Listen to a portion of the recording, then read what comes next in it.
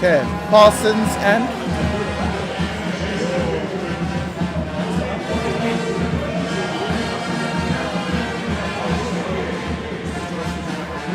good evening, everybody, and welcome to the DP World Wanderers for the CSA T20 Challenge match between two teams that really need a win to kind of give themselves a boost in the right direction for the semi-finals. But most importantly, it's a game of cricket amongst this rain, and happy to be here. Thank you for joining us. And it's myself and Pomukani. I've got Khat Maloney here. The team news out there in the middle is that we've had a lot of rain, and finally we get a start of cricket. It'll be a 9-over-a-side match between the Dolphins and the Lions, and both teams need a win. If the Lions are in second, the Dolphins are in fourth. If the Dolphins win, they close the gap between them and the Lions, and if the Lions win, they get closer to the Dolphins, who are undefeated with 8 wins in a row. It's quite important, this game, and it's really good that we've gotten some cricket out, even though there's a lot of rain around. Gert, what do you think of the game tonight? Well, hopefully it's going to heat up and the weather's going to stay away. Just give us a bit of cricket here at DP World Wanderers. It's going to be a fantastic contest. As you mentioned, there's a lot of changes in the teams as well. The setup will change a lot because of the 9-over format. 4 bowlers can bowl 2, 1 bowler can bowl 1. It's going to be a fantastic effort from both ends because the toss was won by the Lions. They elected to field. Ball's going to be slippery, it's going to be wet, and basically every over is going to be a power play over. We're in for some fun, Paul. Yes, most definitely we're in for some fun. And from some team news, the Lions have 3 changes to their side. Temba Bavuma comes in for Zubair Hamza, Mitch van Buren comes in for Vian Mulder, and Cody Yusuf comes in for Tepo Mareki. On the Dolphin side, it's just 2 changes. You've got Oguhle Kele coming in for Tristan Lees, and Ethan Bosch making his first start of the CSA T20 Challenge for coming in for Andile Simelane. Looks like we're ready out there in the middle. Both teams are ready to go. They've been inside the change room for a very long time, Gert. It's going to be interesting to see exactly what the mindset will be from the batters, from the fielders. You can just see the energy's not quite there because they don't know what to expect from the rain. We had covers off twice, had to pull them back on again with the rain coming down. This is the 3rd predicted time starts, and it looks like we're going to have some fun.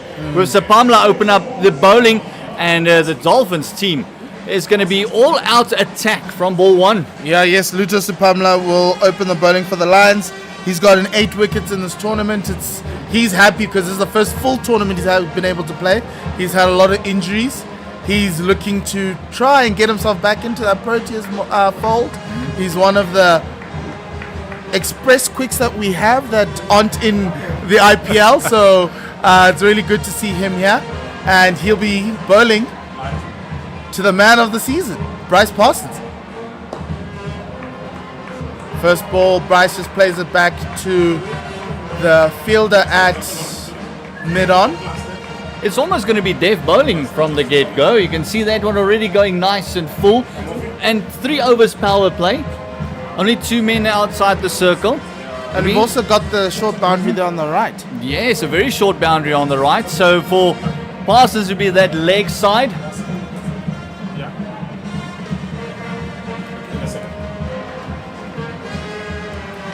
Oh, that is an edge and overslip. Bryce Parsons was looking to attack the short boundary, but found a way to get it to the other side of the clock. I think he wanted to hit it in the brass band there on the grass embankment. He went for it big, no holding back, and it's the first boundary for the evening. Yes, first boundary of the evening. Luto Sapamla, another full ball to Bryce Parsons, and Bryce living up to his billing, his reputation. He's always been a big hitter. Was schooled up here in the Highveld. Number 4 run scorer in this tournament with 248 runs. You can add 4 to that at an average of 49 and a strike rate of 141. Edged, and a lovely little paddle sweep from Bryce Parsons. Wasn't an edge, got a full face of the bat on there, and so the ingenuity gets him another boundary. And a great start here for the Dolphins. He moved very early, and it's almost like Sapamla saw him, and he tried to push it a little bit wider, and just could not get right in between bat and pad there for the Lions. And with the fine leg, a third man into the circle, it's almost a safe option these days. Mpo? It is a very safe option. Ngabayomzi Peter on the ring there, couldn't get to that ball.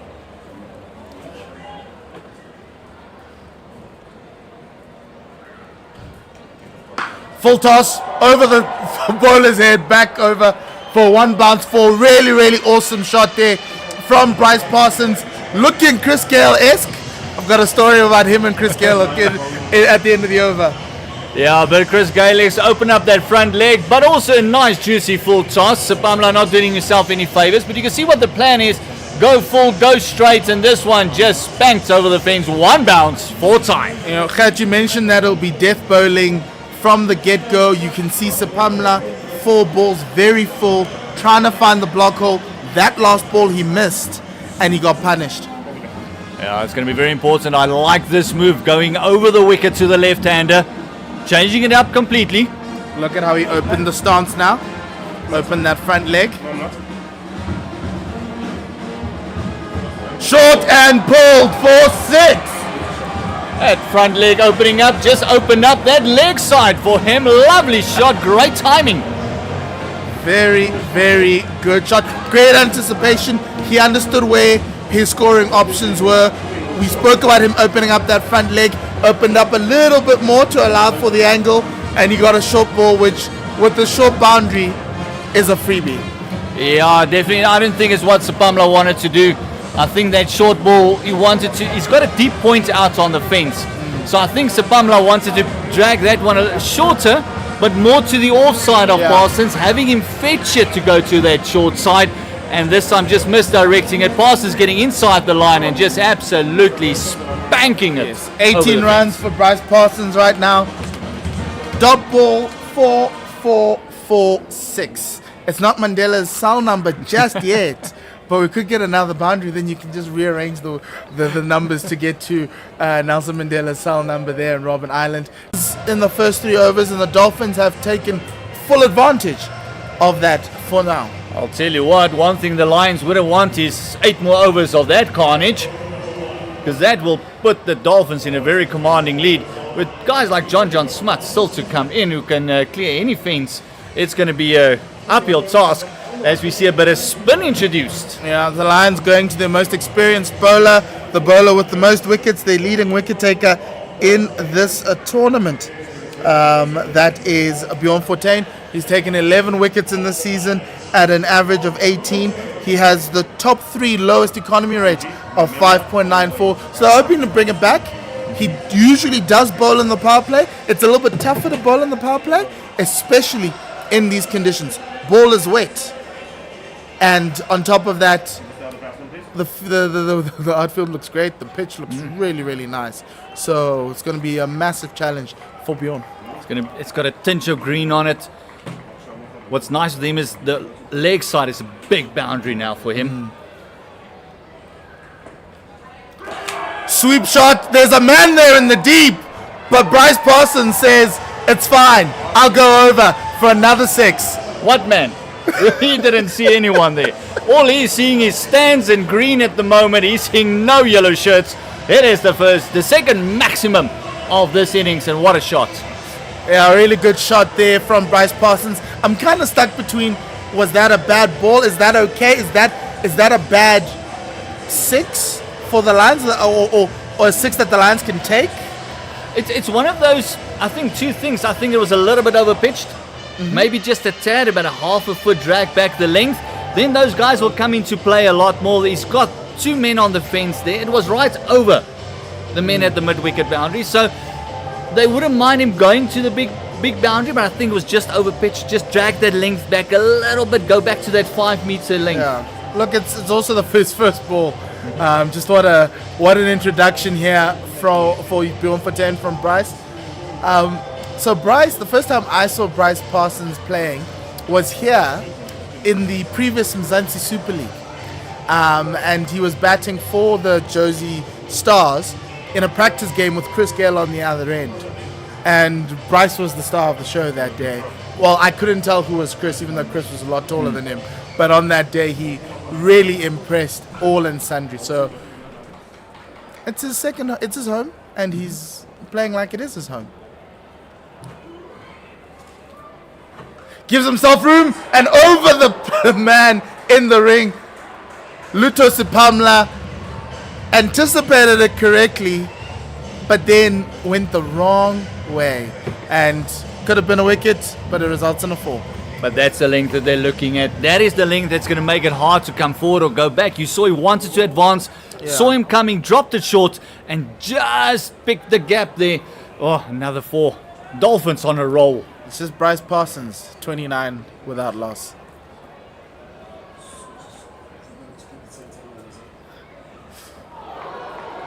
Ooh, Bryce will not be happy with that one. A good ball there from Bjorn Fortuin. Dot balls are what is needed. The most important thing right now for the Lions is getting those dot balls.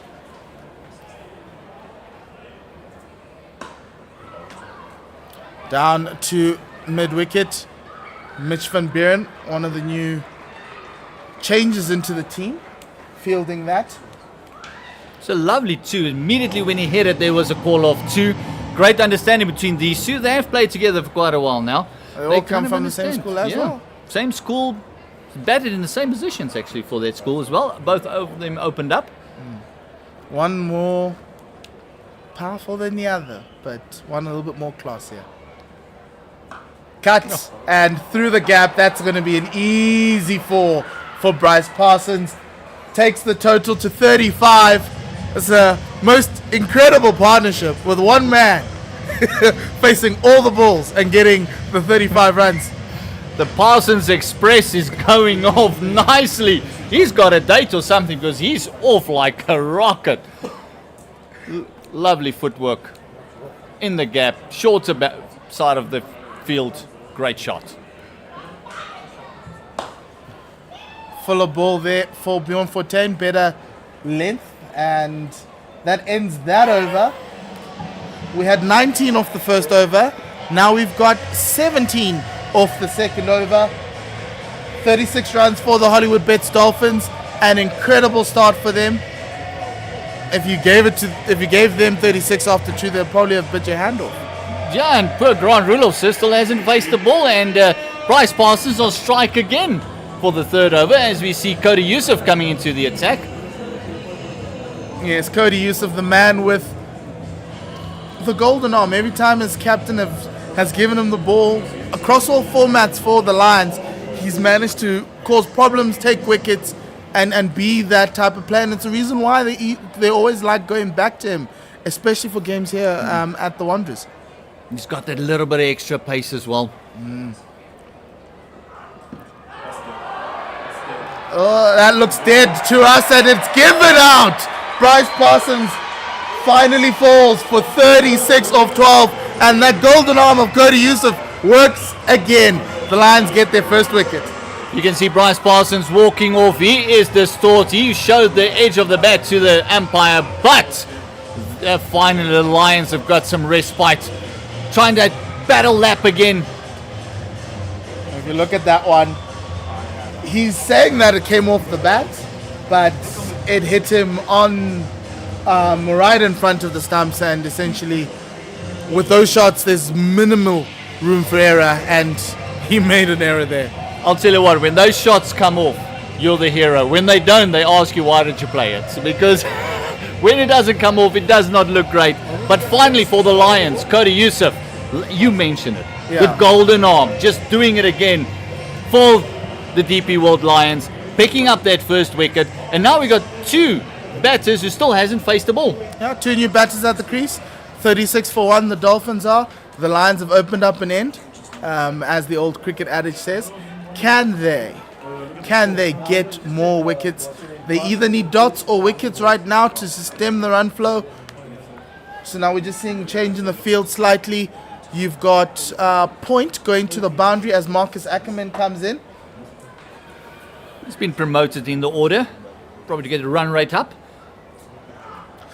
He walks down the pitch and swing and a miss. You can see that the message from the dressing room is be as aggressive as you can for the next couple of balls and try put us on the front foot as much as you can. Yeah, four more deliveries left in this power play, and they want to make use of it. Oh, and haven't they made use of it already? They're going at 15 to the over, and I'll tell you what, they continue like this, 100, 110 in this 9 overs will definitely be. We look at him walking across. Next one, he chops down to point. Ooh, fumble and another single being taken. Some poor fielding there from Mitch van Buren, who's not happy with himself. Yeah, some choice words to say for himself there. And only is a very good fielder. And yeah. And he does cover a big part of the field as well. He's very quick across the park, so he'll be annoyed with himself. He puts very high standards on his fielding. That's normally the Rassie van der Dussen area of the field, but I see Rassie's now on the other side at square leg on the boundary.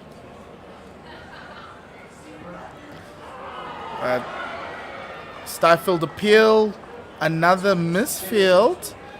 But we're going to see a lot of those tonight, Gert, with the outfield still being wet with all the rain that we had. Yeah, I think that ball is very slippery at the moment. It's a slippery customer for the bowlers, for the fielders, and also the pressure that's been put on by the Dolphins is making life very hard for the Lions. But what an over this has been from Cody Youssef. The wicket, only 2 runs coming from it after we had that mammoth start from the Dolphins. That's taken the outside edge. It's going to beat Mitch van Buren. Great fielding from him, and he's managed to save 3 runs. 2 runs, I beg your pardon. As the Lions fight back in this over. They've gone for an average of 17 in the first 2 overs, and this over now is just 4. Fantastic runs. bowling by Youssef. This could be the over that just puts the Lions back into the match. They need to get their run rate down to as close to 10 as they possibly can, just to keep it around about that 100 mark. Anything over that's going to be tough going. And an under edge there from Marcus Ackerman that goes through to the keeper. No, to end that over. 40-1 as the Dolphins end the power play. 40 runs to the good after 3 overs. The Lions finally get an over of 4 runs after conceding an average of 17. And they've also gotten a wicket in all of that. So that's actually quite important. The new bowler coming in is Evan Jones. Oh, now that's going to change. It will be Ngabayomzi Peter coming in for the Lions. They're deciding to go with a little bit more spin again for these two to try and see if they can't open up another end and get another wicket there for them. Ngabayomzi Peter's done really well so far this season. Last game against Western Province, he took 4 for 7. And Bjorn Fortuin will be hoping for something similar from him. And he was one of the reasons why the Lions beat the Western Province by the largest margin in this competition in the history. So, they come off a fantastic win against Western Province, and all of a sudden they run into this Dolphins team who's gone rampant. Yeah, no, that win was a 132-run win, and it gave the Lions a bonus point. They have 26 points right now, 9 points behind the table-topping Warriors. The Dolphins have 19 points in 4th position.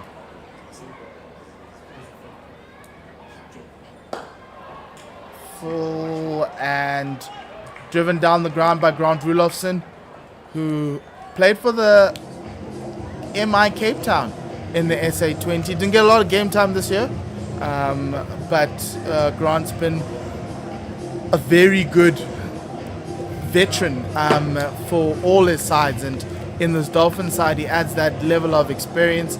He's also played in the county cricket for Essex, and he's done a great job. There's another cricketer who's playing for Essex now, used to be a former captain of South Africa, as Essex look for the Alistair Cook replacement.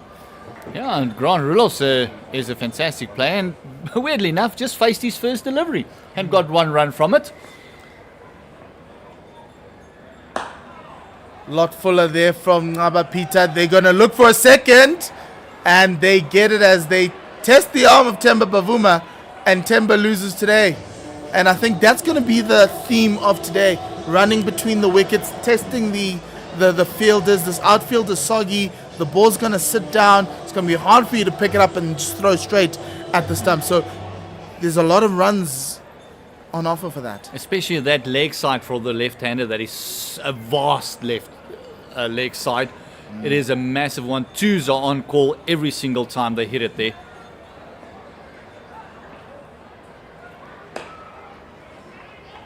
The Lions won't mind these singles at all as they try to bring back that run rate. So if the Dolphins win today, they will go within 3 points of the Lions. They'll leapfrog Western Province and go into third, but they'll be 3 points behind the Lions. If the Lions win today, they open up the gap to 11 points on the log and effectively give themselves a chance at a home semi-final. Obviously, everyone's trying to chase the Warriors, but we think that the final is going to be at St. George's. Yeah, at the moment, that final looks like St. George's. Another two coming back for the second, and that just iterates your point. How difficult it is to pick up and get the quick throw away because the ball is so slippery. Yes, very good running there between these two, and it's a great... They dovetail so well together, and it's beautiful. And maybe that's the reason why John Smuts didn't come out, as they're looking to get quick runs outside of necessarily getting the boundaries, and I think they're happy that Bryce got them the boundaries up front, but there will be a time where they'll need to score boundaries.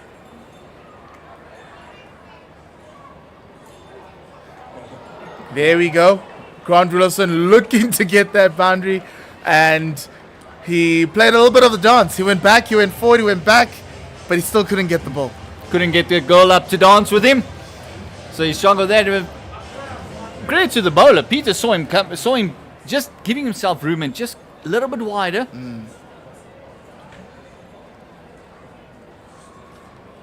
Oh, ooh, dropped. That was a hard chance, but a chance nonetheless, and they still run two as the Dolphins try and make the most of this shortened game. That's the end of that over. 8 runs off of that over. 48 for 1 are the Dolphins. Rulofson on 5, Ackerman on 7 not out, and we just hope Ngabayomzi Peter isn't injured. But let's have a look at that replay. That ball was absolutely thumped, and very lucky to get hands to it. If he stuck out one hand, that could have been a finger, but that will go down as a drop. Those ones, as a spinner, you feel for yourself, you have to take them. I know how hard spinners are on themselves for taking those catches. Well done on getting the ball returned back to you. You know, that's always a spinner's dream, to have the batter come back and the ball comes back to you. It was a little bit hard, but still a good over for the Lions. An over of 4 runs, now an over of 8. And the run rate is now at 12. Run rate started at 18. So there is progress, and that's the type of thing that Bjorn will be telling his Lions players, that they're still in it. They just need to chip away, slow this Dolphins team down. And the thing about this Dolphins team is, after Bryce Parsons, the question is, who's the next person to put their hand up? Evan Jones. And Evan gets one that hits the pad of Marcus Ackerman. Ngabayomzi Peter fielding there in the ring for a single. Oh, a leg by. Another leg by. I don't think the Dolphins would mind anyway the runs will come. But for the Lions, dot balls is going to be key from here on in. I say again, that 90, 100, they don't want to go past the 100 mark and start striking at 10 runs to the over from the get-go. And I also agree with you, that might be a reason why John Smuts didn't come out. They might just want to consolidate, because around about in the 9th, around about the 5th over, you want to start doubling up your score. And they're going to do that by running quick between the wickets. They've got the 4 guys on the fences, long on, long off, also square leg, and also sweeper out on the fence with the mid-wicket on the fence as well. There's a school of thought that says boundaries are very important in T20, and they would have backed John Smuts coming in, as he has a higher strike rate than the two out in the middle. Evan Jones with his towel dropping as he gets into the bowling stride, bowls a wide down the leg side. And that brings up 50 for the Dolphins.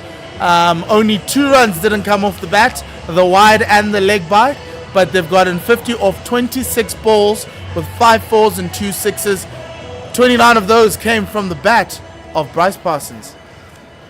Yeah, and the wicket picked up by Cody Youssef. That's a much better ball from Evan Jones.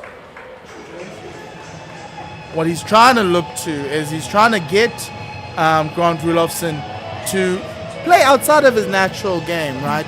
It's still a very good cricket shot, but there's a fielder there at deep mid-wicket. You've got a fielder at long on, and you've also got a fielder at square leg. Now what we're seeing is we're bringing in long off into the circle. So now long off is mid off, and you've got fine leg on the boundary for a bouncer. And Grant Rudolphson says, Paul, you don't know what you're talking about because I can get the ball out the ground. And he's managed to do that really well. What an incredible 6 from Grant Rudolphson. 56 for 1. And not just a fantastic maximum, he also split those 2 fielders as you just described there as well. So great placement as well. So the plan is clear for Rudolphson. Go short. And what happens when you go short? Bang! I'll just hit you into the bleachers. Maximum 6er for Rudolphson. Is that a deficiency in the team planning? Because that shot will tell me that he looks comfortable under the short ball. However, obviously you could also say that Evan Jones missed his mark a little bit, and you want that rip snorting bouncer, not necessarily one that floats up. Oh, Temba Bavuma with the drop at mid-off. The second drop off the bat of Grant Rudolphson in the space of 5 balls. And he's living a charmed life. Well, now he knows he's got to score some runs. Otherwise, the team will let him have it. But yeah, it's the second drop. Temba Bavuma just maybe mistiming his jump a little bit there and had to reach for that one as it kept climbing. Grant Rudolphson. And I think just going back to that bounce that you mentioned from Evan Jones, there wasn't really any fire, any venom behind it. It just got up around about chest height, easy to pull. You want that bounce around about nose height. Marcus Ackerman with the shuffle behind the line to try and confuse the bowler, but can only come out with a single there. End of one more ball left in the over with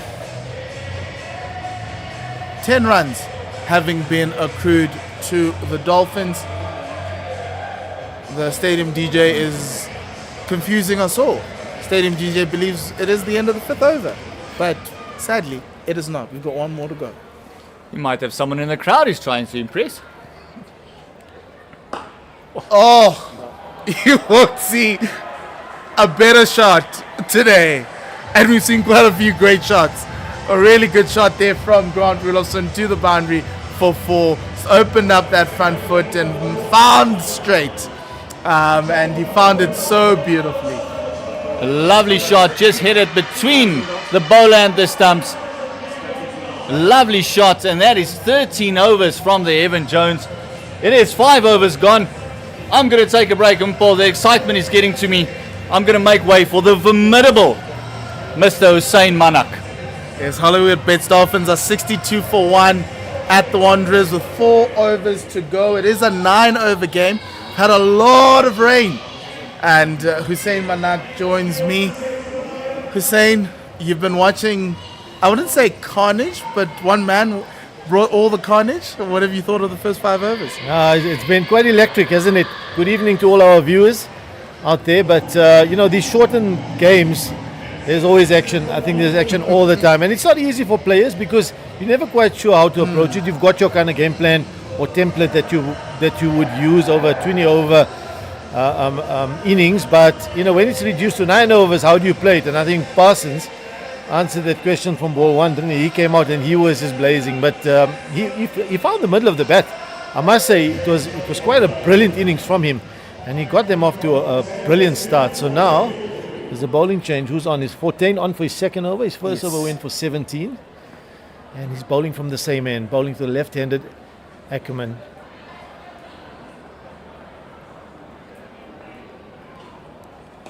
Ooh, that's up in the air. Will it be caught?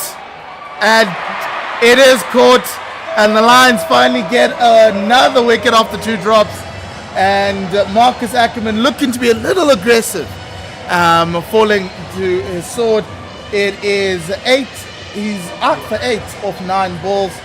And the Dolphins find themselves 62 for 2. And you can see what he was trying to do. He's trying to shuffle across his stumps and target the short boundary, right? Because, yes, there's a few feelers on the boundary there, but that's really well bowled by 14. You can see 14 was onto him, knew what he's going to do. He's trying to do, pushed it as wide as he possibly could. And didn't even look to spin that one because he went actually across him. So brilliant bit of bowling there from Bjorn Fontaine. Really outfoxed him, I thought. But they lose their second wicket for 62.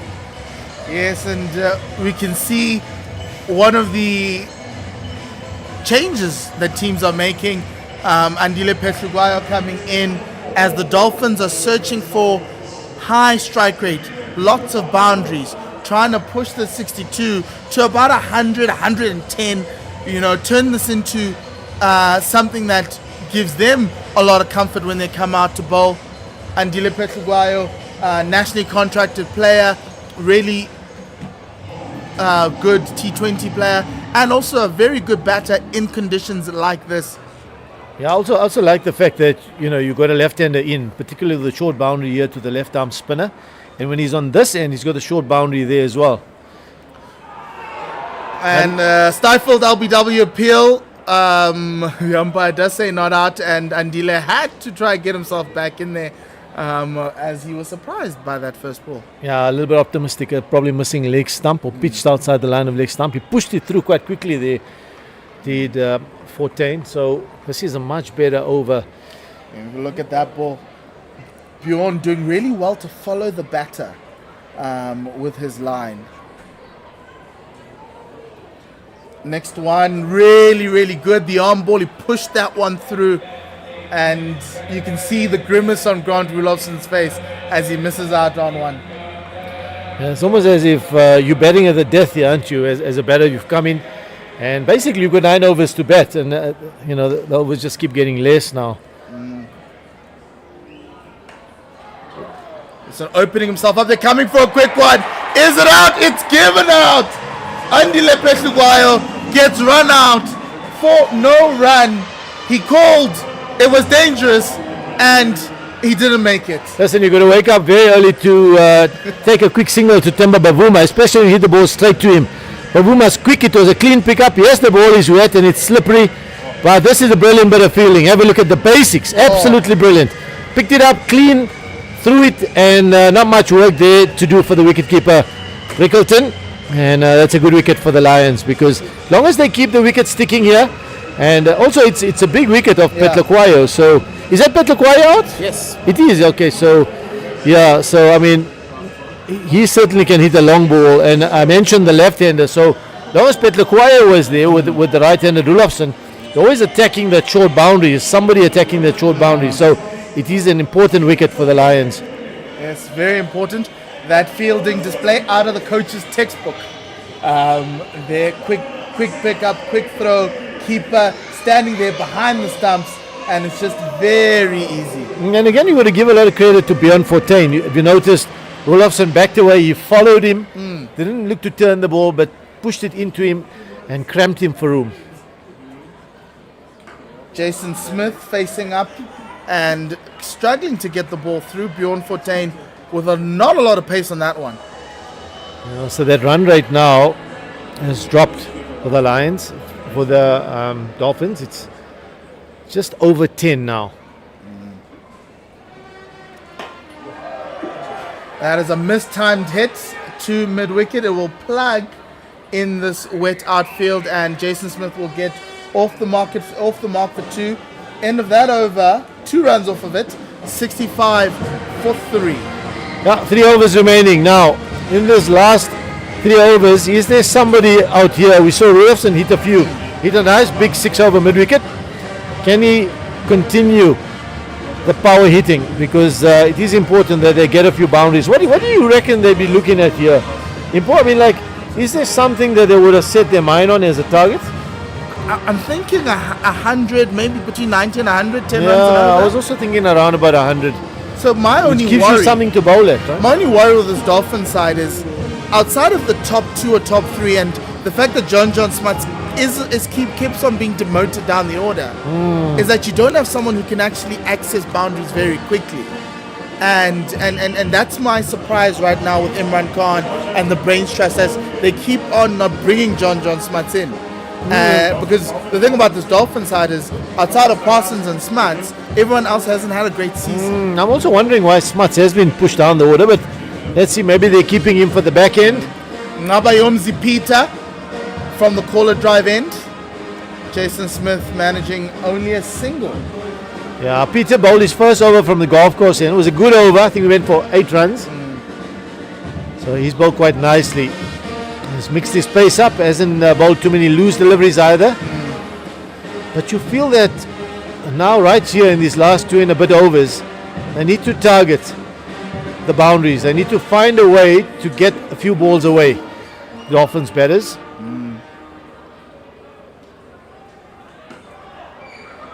Very clever ball from Peter. But Peter coming into this line side that had Bjorn Fortuin, Junaid Dawood at the beginning of the season. Didn't play a lot of games at the start of the season in the 4-day and the 1-day cup, but he gets his opportunity here and he's taken it with both hands. That 4 for 7 at Newlands is a thing of beauty.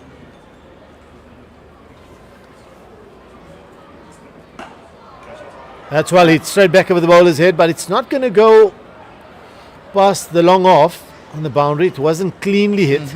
So these two are not finding the middle of the bat at the moment. Rudolphson did hit 1 or 2 clean, but by and large, he hasn't really found the middle, you The feel. change in pace, and that's why I think Bjorn, might even go to Riza to just try and see if maybe he can't eke out another over of spin. How did that miss everything? What a ball from Nabayomzi Peter.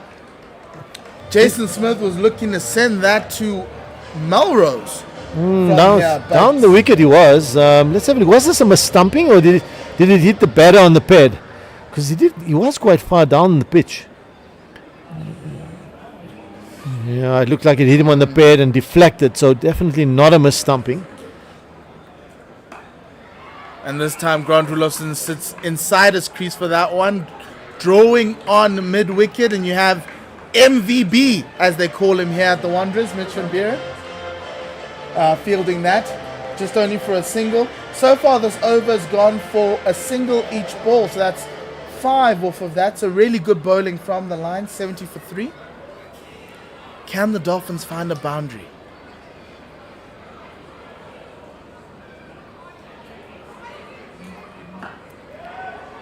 And Jason Smith can only find MVB at deep mid-wicket. And sadly for the Dolphins, it's been the tail of their season. Hot start, cool off towards the end as they end up in the 7th over, 71 for 3. I just wonder what the thinking is here. Where are they looking at their boundary options? Because they're looking to pull that one to the leg side, long boundary. There's three men out on that boundary. Leg spinner bowling, maybe look to go inside out, short boundary, over extra cover. Maybe that should be an option. But as a batter, also depends on what your strengths are. Those are the bowling figures. 1 apiece for Fortuin, Cody Yusuf. Yeah, and Hussein, I agree with you. And I think for these two, they're very leg side dominant, and so it's quite that's where their options will be. And you see them opening up themselves, trying to give themselves enough room to try and hit it through the offside, and so you're seeing them trying to engineer shots where, for the both of them, it's uncharacteristic. They're very technically sound. They are really good stroke makers, but from a steady base, not necessarily from a moving base, trying to be a little bit tricky or a little bit clever. This is really the stage of the game where you need to try and clear the front foot and look to try and find your area where you can hit it out the park. It's gonna be getting under the ball. Bowlers looking to try and get it possibly in the block hole, maybe a slower ball, mix the pace up.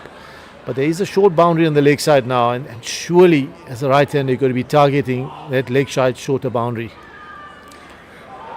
And Jason Smith gets a healthy edge over the man in the ring to get a boundary there. He wasn't intending for the ball to go there, but the Dolphins will take this boundary nonetheless. 75 for 3. Absolutely. Third man up. There's a deep backward point on the boundary, and then deep extra cover, sweeper and long off. So there's 3 men on the offside on the boundary, but that short third man up, that ball just flew past him. So you can see what Jones is trying to do. He's trying to push it as wide as he can, possibly outside the off stump, hide the ball away from the shorter boundary. And also take the pace off. Ideally, if you can take the pace off, that makes it more difficult to hit the ball. The ball's probably nice and wet by now. And that brings in the fielder, who had to come all the way from square leg. Another 2 run with a collision near the stumps. Ryan Rickleton staring down Jason Smith. Yeah, let's just hope nobody's hurt there, but they look like they're okay. And some choice words between Captain and Jason Smith. But it sounds like it's all fun here. A little bit of competitive tension in the CSA T20 challenge. Dolphins need to find a way to get this run rate to. Yeah, I still feel Smith is going to be walking across his stumps or going deep in his crease, outside off stump and opening up the leg side. He hasn't done that for these 2 deliveries. Yes, he got away one thick outside edge and another couple. And he has been caught at extra cover by Bjorn Fortuin. Remember, they had a few choice words. Evan Jones finding a way to get a wicket after that. Really good passage of play for the Lions, getting a wicket of Jason Smith. He goes for 10 off of 8 balls. Very well bowled by Evan Jones. He gets it nice and full up there in the block hole. Difficult for Smith to get under that one and ends up just hitting it straight to the man at cover. Good low catch as well. There we go. Not easy to get under those. Very well bowled. One of the best fielders in South Africa, Bjorn Fortuin, and he showed that with that catch. He was sliding away and managed to get his fingers underneath there.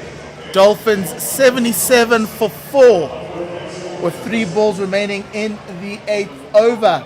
Remember, it's a 9 over a side game. Evan Jones to new man John Smuts.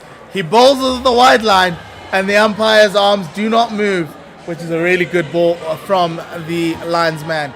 Yeah, that's clearly his plan, to try and get the ball as wide outside off as he can, force the batter to hit it to the long boundary. He's got enough protection there. Probably if he does bowl it wide, maybe try and blast it over extra cover. That may be an option. And John finally gets one to go to the leg side. Hussein's been asking for it all over long, and the Dolphins get that boundary to get a 4 to that short boundary. 81 for 4. Yeah, that's well played. I think you've got to get the bottom man into it, and you need a quick bottom man, get under the ball. And the moment you walk across your stumps and open the leg side up, it makes life very difficult for the bowlers.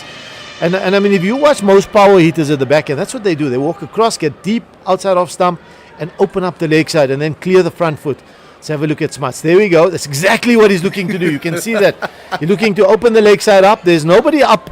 There's nobody back behind square on the leg side. There's 2 men on the leg side behind square. One is a short 45, and then square legs up in the circle. So that's what Smuts trying to do. He's trying to walk right across and probably play a little bit of a scoop shot over square leg. The 2 men back on the leg side, a deep mid wicket and long on. Evan Jones with one in the block hole, but John Smuts finds the gap between the 2 fielders on the offside. He is here to do some damage. He should have come in a little bit earlier, and the Dolphins are at 85 for 4. That's quite a remarkable shot, I must say, because that's a Yorker. Not much wrong with that delivery.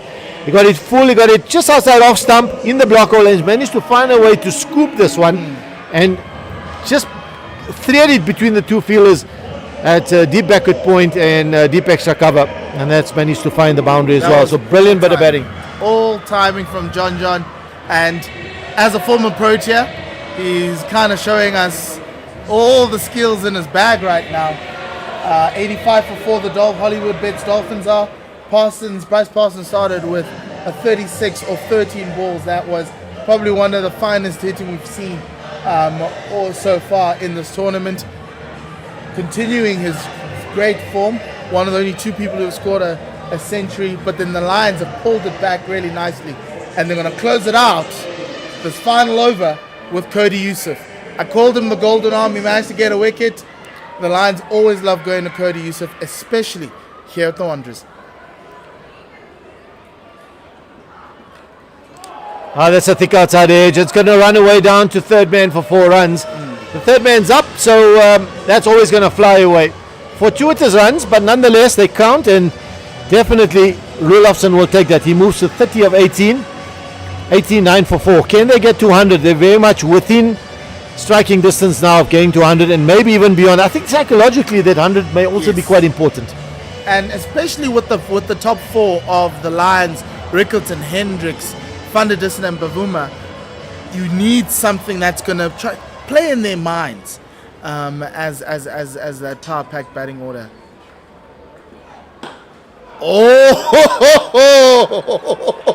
Stand and deliver. Grant Rulofsson over the bowler's head. A lovely 4 down to a long off 4. It also goes to show you don't always have to slog and hit ugly looking shots. That's a beautiful cricket stroke, isn't it? Explosive but still very imposing. Straight back over the bowler's head. Lovely cricket shot. Held his shape as well through the shot. Have a look at that. Front foot out the way and you just bring that bat down. Yeah, lovely cricket shot. So 4 more, 93 for 4 now. Rulofsson moves to 34 of 19. You go to Yusuf.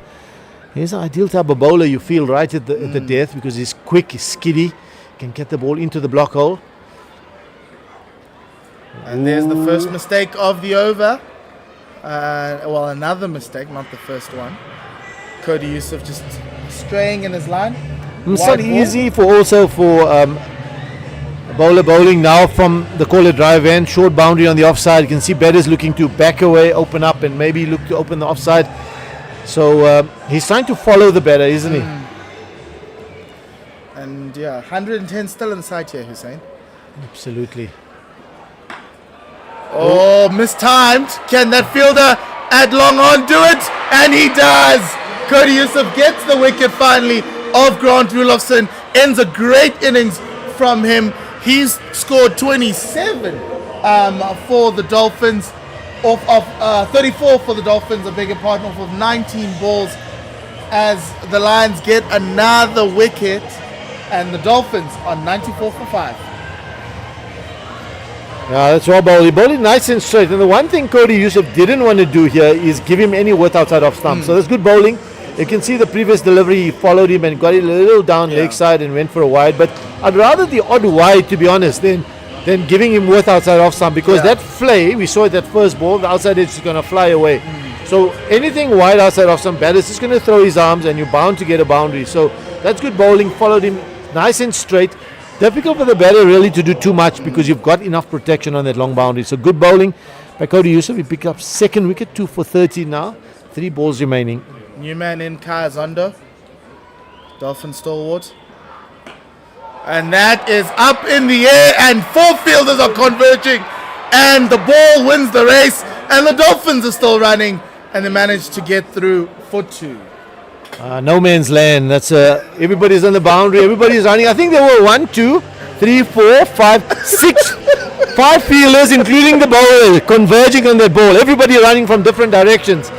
Unbelievable. Nobody managed to get there. It just runs away from you. It just runs away from you. But good running from the pair in the middle, John and Kaya Zondo. 2 more balls left. Run rate 11.4, 96 for 5. How many more runs can they get for these last 2 balls? Woo! And long on comes in again. Safe pair of hands, Reza Hendricks. 2 wickets in this over. and Cody Yusuf finding a way to finish strong. Yeah, lovely bit of bowling again from Cody Yusuf. Bowling straight, doing exactly what the captain. It's so important that as a bowler you bowl to your field. You bowl to the plan, and that's exactly what Cody Yusuf has done, and that's why he's picking up the wickets. It's not easy at the moment with probably a heavy white ball, because that ball's picked up a lot of rain, a lot of moisture, and that ball's probably quite heavy. The seam's nice and wet, and you can see Kaya Zondo here trying to clear that front foot and go over long on, but just not getting enough on it. And Riza Hendricks as safe as houses. Yes, and really good bowling from Cody Yusuf. Didn't start off well in this over, but managed to pull it back with two wickets. So they still can get 200. They can get 202 possibly here, with a maximum of the final delivery. Yeah. Who's on strike? Ethan Bosch. Ethan Bosch making his first appearance for the Dolphins in this tournament. Coming in for Andile Simelani. Played for the Pretoria Capitals in the SA T20. Did John Smuts face a delivery of this final over? He didn't. No, he did not. So I just wonder if that's where they maybe, I don't know, not easy. Oh, this one's down the leg side. It will be picked up by Delano Potgieter, and they'll come back 4-2. And that will end the innings for the Dolphins at 98 for 6. The Lions will need 99 to win. John Smuts stranded at the non-strikers end, largely due to the change in rules. You can't cross anymore to Yes, get to the other absolutely. side. And now, in fact, just for a split second, we're like, why didn't they cross? You know, but I mean, those are the new rules now. So 9 overs bowled. It was a rain-reduced game after we had a lot of rain this afternoon, and also delayed the start of the game. Bryce Parsons 36 of 13, Rudolphson 27 of 16. And apart from that, mostly single figures, apart from the 10 from Jason Smith. But it was really those two at the top of the order that did most of the damage. And they're getting to 98, just below 100. Psychologically, will that make a difference? We don't know. But Lions are going to have to come out and try and chase this down. That wet ball is not easy for the bowlers. We saw that. But some good bowling, I thought, by the Lions bowlers. Yeah, it'll be a massive test for this power pack Lions side with the amount of protest they have. And the Dolphins have given themselves a chance at getting themselves taking away 4 points. Yeah, those are the bowling figures. 0 for 19. Sipamla first over was expensive, but certainly, and then also Bjorn Fortel also I think went for about 17 in the first of over. his first over, and then his second over just went for 2 runs. So that just shows how expensive and difficult also, just to put yourself in the bowler's shoes right up front. If a batter starts finding in the middle of the bat with the power play hard white ball, it really isn't easy to bowl. But they came back strong especially after they picked up that wicket of the opening batter, Bryce Parsons. So I think once he was out, it just slowed down a bit, didn't it? Because if he batted for another 4 or 5 overs, we could have seen some a big total here. But Lions just managed to keep it under 100. It's still something that they can bowl at, but Cody Yusuf, I thought, was probably the pick of the bowlers today for the Lions. Yeah, so we'll be back in a couple of minutes for the Lions response to the Dolphins 98.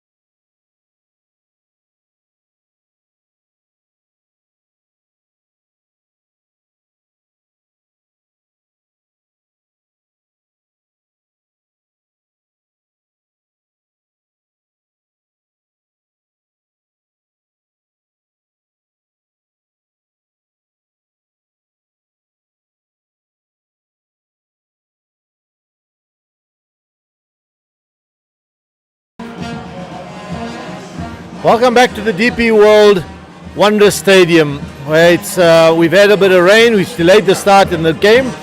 20-over game was reduced to 9 overs per side, and we've just witnessed some electric cricket, particularly from Bryce Parsons at the top of the order. Scored scintillating 36 of 13 deliveries, and then Grant Rolofson 27 of 16. The Hollywoodbets Dolphins finishing on 98 for 6 in their 9 overs, and Lions have just walked out now, the two opening batters. Looks like Ryan Rickleton, Reza Hendricks, but we'll confirm that in a second. And they're going to have to chase down 99 in 9 overs. Gert, welcome back. Did you have a little bit of a bite to eat, and are you ready for the next innings of this? Oh, this is going to be scintillating stuff. It all depends on the top 3 from the Lions. It is Hendricks, Rickleton, and then also Rassie van der Dussen. But now they got to face up against the guy who has his first game this CSA 20, Ethan Bosch, coming in, who's a bit of a different prospect. And we saw the length. The length is going to be key, especially in that first 3 overs. That's power plays. Yeah, it's a 3-hour over power play. And then the bowlers, limit on the bowlers is each bowler can bowl, or 4 bowlers can bowl 2 overs and 1 bowls 1 over. So that makes up the 9. And then the power play, as Gert just alluded to, is 3-over power play. And in those 3 overs for the Dolphins, we certainly saw some fireworks. Ethan Bosch is in from the caller drive end, and it's a good first delivery. Good length, good line. Great start there by Ethan Bosch. He does have that little bit of extra bounce because he's such a tall lad. And you can see Rickleton just doing some gardening there, rubbing on his leg as well. I think that's going to leave a mark. Yeah, probably an inside edge onto the inside thigh pad.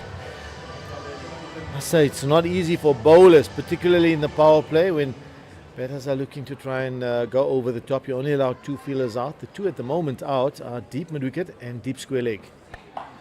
And he's got under this one as Rickleton. He's deposited this on the grass embankment over mid-wicket. It was a touch on the short side, but that's disappeared. And those grass embankments, all the kids were very eager to catch the balls earlier on. But when that ball came flying, it was like Moses parting the sea there. They just get out of the way. Fantastic shot, and Ryan Rickleton. What a way to open your account. Yeah, and it's mostly youngsters on that grass embankment, isn't it? So you just kind of hope somebody doesn't get hurt there, because then, so I'm glad in a way that they all moved away from that ball. Somebody can get hold of that and catch it with one hand. Some money to be made. Oh, this one has gone further. It's gone. Oh, it's disappeared. This one has disappeared. It's pretty close to the change room. It's fuller, it's straighter now. I'm just not sure Ethan Bosch has got his line right here. He should be looking to go a little bit wide outside off stump, because and I know he doesn't want to offer too much width, but that's the short boundary, and Rickleton, you bowl it straight into his pads. Oh, that's exactly what's going to happen. You just see that flick of the wrist there. Bang! He just stood there and just flicked those wrists, and I agree with you. That first ball was perfect. It was round about 4th stump. It hits him right on the leg, although he tried to move across and get hold of it for that short boundary. Still waiting for the ball to come back. That was still going. It was a tracer bullet. And that's a second dozen, or half a dozen. Makes it a dozen in this over. Yeah, I mean, they're going to have to try and find a way to just contain these 3 overs here, because Lions are always going to come out hard. I mean, 9 overs, they've got a long batting lineup. They've got power hitters, I mean, right down the order. So you don't really have much to lose, the Lions, by coming out hard out of the block. So these 3 overs are going to be very, very important. The other thing we did see is that it wasn't easy to get hold of the spinners. So it may be an option to come with a spinner perhaps in the power play. Sometimes a spinner is not easy to get hold of. There's no pace on the ball. And also, if a spinner bowls good lines and lengths, you can bowl to a particular field, especially when you only allow 2 out. So Rickleton has raced to 12 of 3 deliveries. The target is 99. 12 for no loss. 87 from 51 deliveries is the equation. Oh, this is a beautiful cricket shot from Rickleton. He's gone straight, he's gone full as Ethan Bosch. But this, he's blasted back down the ground. Full blade of the bat. Lovely cricket shot. Great job by the umpire to get out of the way there. He nearly took the catch, although he's dressed in purple. He's not part of the Dolphins. Great shot, Ryan Rickleton decided, let me play a little bit more of a conventional cricket shot. Straight down the ground, 4 runs. It's a beautiful stroke. It really is. And I don't know, with the field the way it's set, it's not easy field to bowl to, I must say. Bosch again, straighter. Rickleton's trying to open the offside, and that's a sloppy bit of fielding. Naughty in the covers. It's got through the fielder, and it will be a couple. John Smith's cleaning up the fielding there. There was a bit of misfielding there. It's a Pet Lukwaya, who's a pretty decent fielder himself. Just let one slip through. We saw it from the Lions as well. With the new ball, the wet outfield, it does get very slippery. It got easier as it went on. The ball got a bit older. Ethan Bosch definitely not hitting the right lengths in this over. That last one was much better. Yeah, again, Rickleton trying to get the ball through the offside. On the offside, there's nobody back on the boundary, so you can see Rickleton trying to get that through the offside. But just a single on that occasion. So 19, exactly what Dolphins got in their very first over. 19 for no loss. Yeah, almost a similar start with Rickleton also facing all the deliveries. Faced 6 of them for his 19. Target 99, 80 of 48 deliveries. Oh, we're still in for a screamer. Oh yeah, absolutely. We're in for a screamer. It's going to be the Dolphins need wickets. Those wickets are also dot balls. That's what they need. And I mean, the other thing to bear in mind, 19 of the first over, yes, it's a great start, but it's not going to be easy to maintain that and keep scoring at 19s, because after 3 overs, the field's going to spread, and then they're going to have to try and look to knock it into gaps and run really hard. Of course, they're still looking for boundaries, but let's see who's bowling the second over. So Kule Tele coming in. He's got a best of 2 for 7 against Mpumalanga about 2 years ago, back in the 21-22 season. Yeah, he's a decent bowler. What's his feel like? Everybody up on the offside, and the 2 fielders back on the leg side, a deep square leg and long on. So his line is going to be straight, and he's got a little too straight on this occasion. That's a wide. So yeah. Just straying that one. I think he's going for the swing. He's going over the wicket to the left-hander. Just trying to create that little bit of angle, maybe swinging it back into the lefty and making him whipping off the pads there. That's why that man is a deep square. He'll definitely go full. I don't think there's going to be a lot of short stuff in this first couple of overs. Here he comes.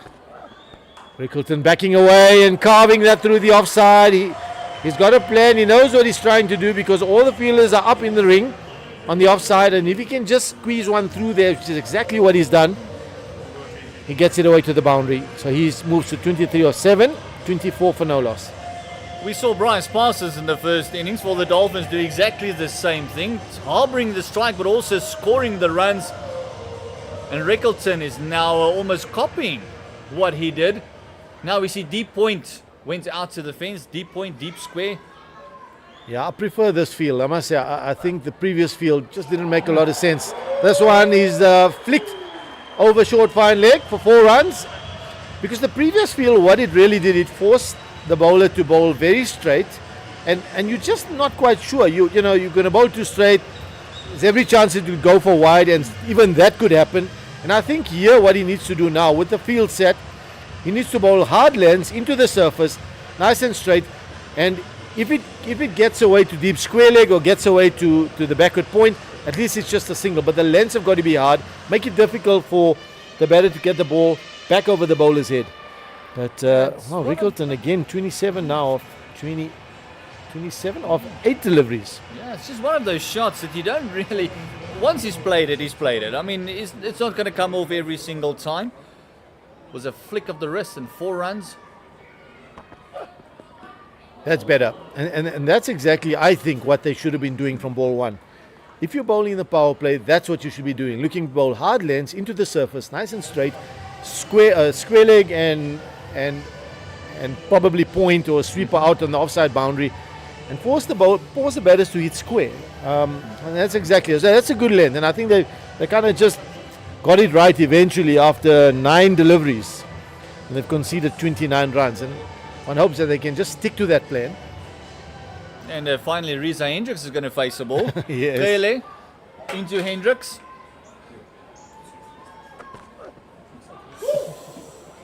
Lovely delivery, beautiful. Cut him in half. Hendricks didn't move, in fact. Feet didn't move. Ball just nipped off a good length, nipped back, straight over the top of off stump. Yeah, no foot movement there by Reza Hendricks. He was stationed there, didn't expect the ball to come in, I think. Almost wanted to stand and deliver. See, back and across, and no feet movement there, but wow, what movement that that's was. That's an unplayable delivery. That's nipped back a long way. Not much you can really do as a batter there. In fact, he's done well to miss it. Yo. Good delivery into the surface. Nice length.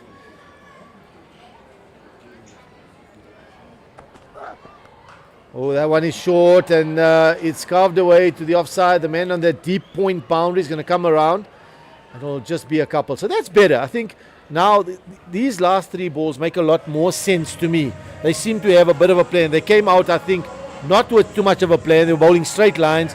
Two men out on the leg side. I mean, as a bowler, you just want to hide into nothing, really. And we saw Rickleton hit two big sixes then, and also the first three balls of this over. But you just kind of, it's just so difficult for a bowler when you've got that type of field set. And especially defending the 99 in the reduced game. Makes it very hard on the bowlers. Final delivery pushed away to the offside. And they're looking for two. Hendricks is coming back. It's going to be a tight one, but he'll make it in the end comfortably. Good running. Sprinting through for the second. And that longer boundary on the offside, or to our left-hand side, there's always a two if you get it past the infield. So that's good running. Also, the ball slows down in the outfield, you find, because it's wet. And the man on the boundary's got to run in maybe 10, 15 meters. He's got to come in, and that allows the batters to come through.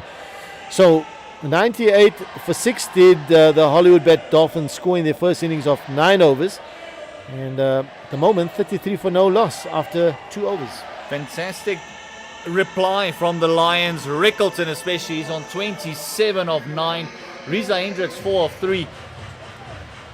And immediately we're going to see a bowling change as we see the man of, it's made a bit of a name for himself in the CSA 20. Bartman come in.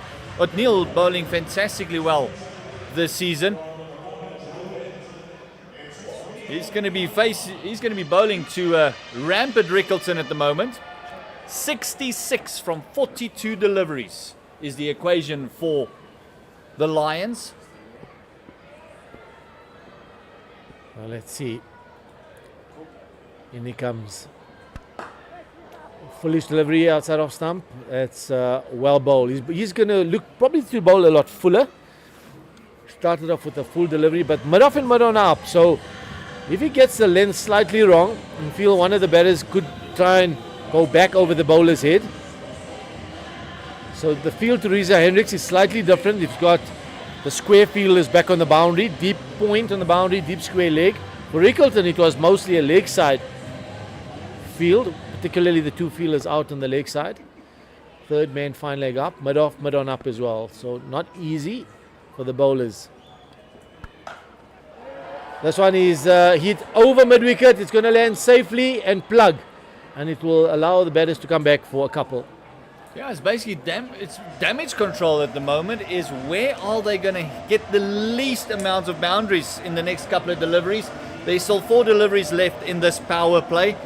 Where will they not hit me for a maximum or for a 4 is kind of what their conversation would be. You know you're going to go for runs in this over. Go to Yusuf bowled a brilliant over. The last power play over only went for 4. That's well bowled. Beautiful delivery. Nice and full, straight. And all Hendricks could do is really just dig it out. And it's gone to the man at deep backward point on the boundary for a single. And the plan might be the same for Rickleton now as well. They got the 2 men out on the fence. And it's the short fence as well. So they feel that he might just walk across like he did that to Ethan Bosch. Bartman, wily customer. Not a youngster by any stretch of the imagination. He's about 30 odd already. He is a smart bowler. What's he going to do here to Rickleton? A short boundary on his leg side. Hits it as far as mid-on for the single. This is good bowling. You can see he's bowling nice and full and straight. He's not allowing any width outside off stump.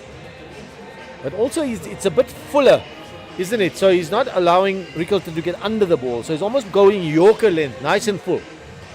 That's the other length you can go to, particularly when batters are looking to get under the ball in the power play with no protection out. He's going nice and full, almost Yorker length, and that's what he's done well so far.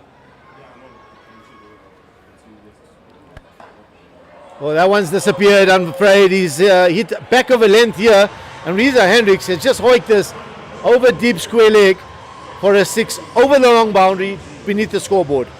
Yeah, Bartman just missing that length, and it almost looks like the same delivery that Reza Hendricks was expecting the first one up he faced from Kele. This one just standing no feet. You can just see him just flicking it over that leg side, and it's a half a dozen for Reza. And it's going to induce a field change. The deep backward points coming up, long ones going back. So it's trying to see if we can protect the leg side. One more ball to go in this power play. And that's disappeared over the offside. He's really got, he's opened the blade of the bat here, Reza Hendricks, and it's beautifully hit. Because it was full, not much width, but Hendricks got on the leg side of the ball and just carved it between the backward point and covered to the boundary, to the short boundary. 48 for no loss in that power play. Fantastic power play for the Lions. You've got to feel that they are ahead of the game at the moment. As we see what you mentioned earlier, is a bit more difficult to get the spin away. The experienced John Smuts, one of the Proteas in this lineup, coming into the attack, hoping to stem the flow of runs at the moment. Only 2 short of that 50. His best is 3 for 12 against Western Province. Yeah, I'm a little surprised that they didn't try Smuts in the power play, because I mean, you know, it was clear that both batters were enjoying the pace. They loved the ball coming onto the bat, and they were almost hitting the ball where they wanted to most of the time. And it's just a lack of pace, and you'll see now as it gets a bit slower, it's not that easy, although it's got protection now. 5 fielders out on the boundary. Bowling over the wicket is Smuts, to the left-handed Rickleton. 51 required from 36 deliveries.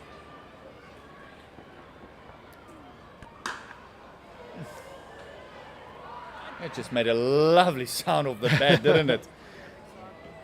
Yeah, so 8.5 to the over required, and that shouldn't be too difficult with still 10 wickets in the bag for the Lions. Lots of batting to come. If they play smart here, they can or should be able to get home comfortably with this brilliant start that they got. 48 after 3. It's now 49 for no loss.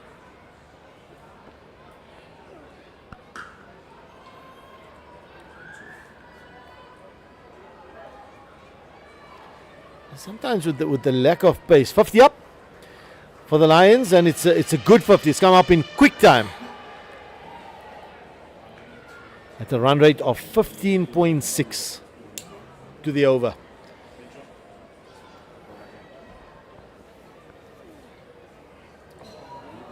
There we go, and that's what I'm talking about. It's the lack of pace, and I'm just that's why it's coming back to that point again. I really feel they missed the trick there, not to get a spinner on in the power play, because that wouldn't have been as easy, I thought, to hit as just hitting through the line and carving those, using the pace in the power play with that new ball. It's a good delivery from Smuts. Oh, that's gone. That's gone high. It's handsome. Is it going to hit the scoreboard? Just below the scoreboard. He's got under this beautifully. It was floated up, I must say. And he got it probably a touch too full and too straight. Fantastic shot. Rickleton, and the form he's in, the way he's striking the ball, we saw that just a single, that sound it made off the bat. This one, he was just waiting for that ball to get that half a meter fuller, and he dropped down on a knee and spanked it into the bleachers, hitting the DP World advertising board. Fantastic shot. Yeah, Smuts will want to be careful here. He doesn't float the ball up, because the moment you toss it up, batters like Rickleton, who's very, very strong over that mid-wicket area, he's going to target you. So really what he should be looking to do is bowl mostly outside off stump, and then trying to hit off stump or push it a little wider. If he's going to bowl straight, the length needs to be good. It can't be too full. It's the length. We mentioned it earlier in the start of our broadcast. It's the length that's going to be the key here, not necessarily the line. If you get the length right, you can't allow them to get underneath, and you don't want to bowl short as well. That 5-6 meter length, You've got to find hard length that you mentioned. Yeah, it's really that hard length where batter can't step into it and hit it. Sweep it the way he did there. It's not easy. Now he's coming around the wicket. It's not a bad move because he changes the angle and pushes it across. The left-hander.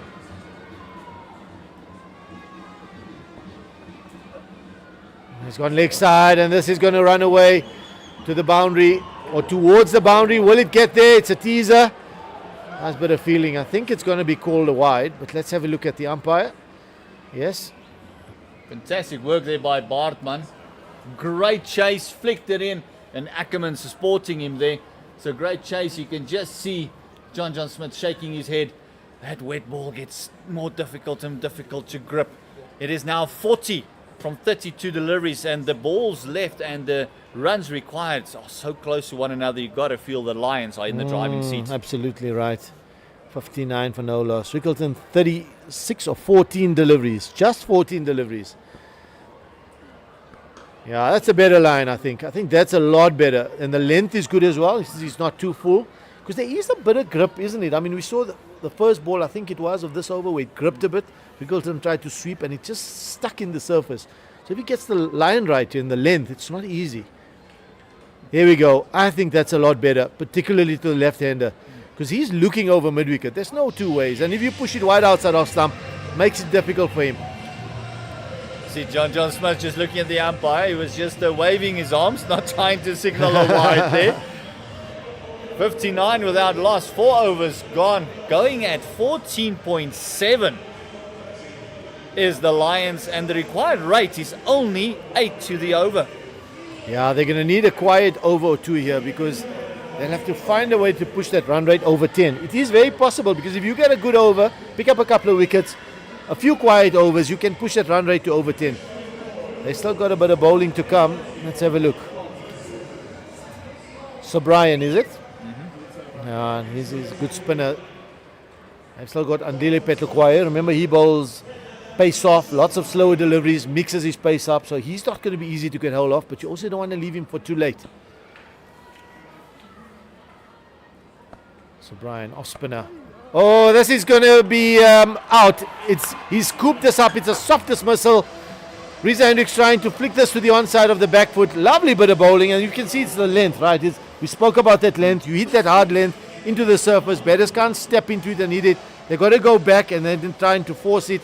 And the ball's just sticking. I think there's something there for the spinners if you get your length right. So there's Petlokwayo, I think, on this surface could be quite interesting to play against. And with the bowlers they've got left, if they bowl good lengths, it's not going to be easy, but they've got to pull it back very quickly. That's a good wicket. Big wicket here. 59 for 1. Big wicket as we see Van der Dussen coming in. We mentioned earlier these three are going to be key.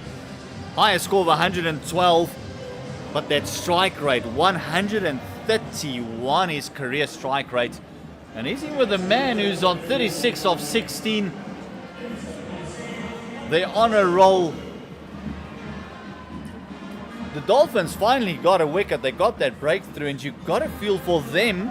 The big wicket now would be Rickleton. He's the set batter.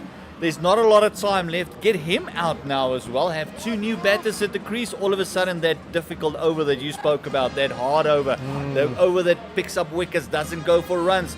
The run rate already, just with that dot ball, has gone to 8.3. It just shows you the difference. And there's low scoring affairs. Yeah, it can go up very quickly into double figures, the required run rate. They just need a quiet over or two here. Pick up a couple of wickets, and as you say correctly, that Rickleton wicket is a big one now, particularly because he's 36 of 16. He's really flying. Now, new batter, Rassie van der Dussen on strike.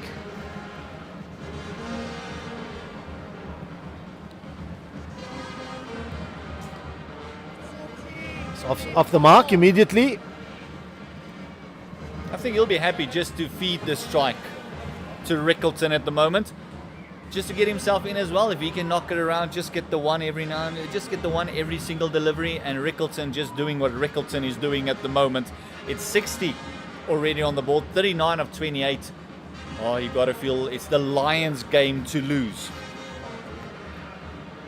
I think 2 overs from Sir Brian could be quite crucial, and the 2 overs from Andile Petlakwaya I feel could be quite important, because the experience, the skill that they have, the skill set, they can try and make a breakthrough, get some wickets, make it difficult to score. There we go, it's just a single again, so I can restrict the boundaries in the 4 overs from these 2 experienced bowlers. I feel that they can pull the game back in their favour somehow, change the momentum a bit, and maybe pick up the big wicket of Rickleton. You just see Rickleton change for Anderson. It was the top spinner, just getting a little bit of extra kick Correct. off the deck. And he has those variations as Sir Brian, so he's got wonderful skill, not just the conventional off spinner. Gets good bounce. And it does look like there's something in the pitch for the spinners.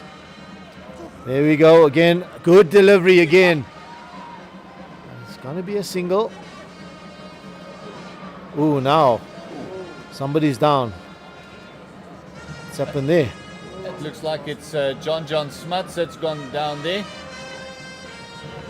He's grabbing a knee. He's grabbing his knee. Doesn't look good. Oh.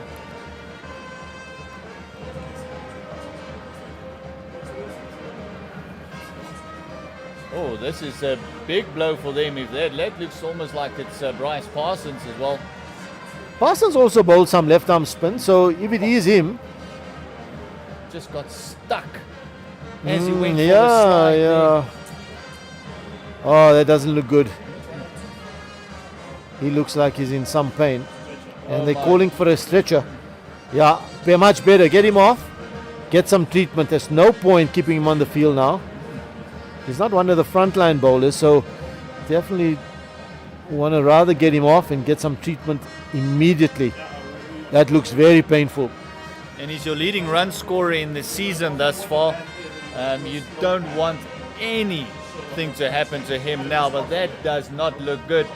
The way he's grabbing that knee almost looks like a ligament. ACL most likely. That looks very painful. As we see the crowd there, the band is right in between the crowd on that grass embankments. They are enjoying it. Kids are running around.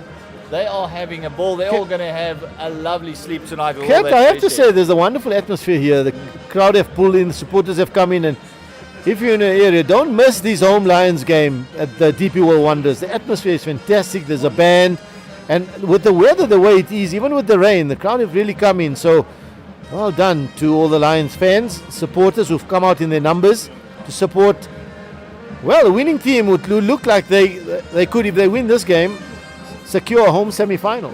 Fantastic for the Lions. That's exactly what they're playing for, is the DP World Lions, that home semi-final. The Warriors is basically done and dusted. I think they're going to have a home semi-final. Correct. So one semi-final is going to be in at St. George's, and the other one could either be, depending on how this game goes, could be at the DP World Wonders, or could even be at Kingsmead, depending on, if they Hollywoodbets Dolphins end up winning this game and win on Sunday. They've still got a game in hand, remember? So anything can still happen. There's still a bit of work to do here for the Lions. Yes, they're in the driving seat, as you mentioned, but it's not over by any means. Still a bit of cricket to be played here. A lot of cricket to be played. 37 of 26.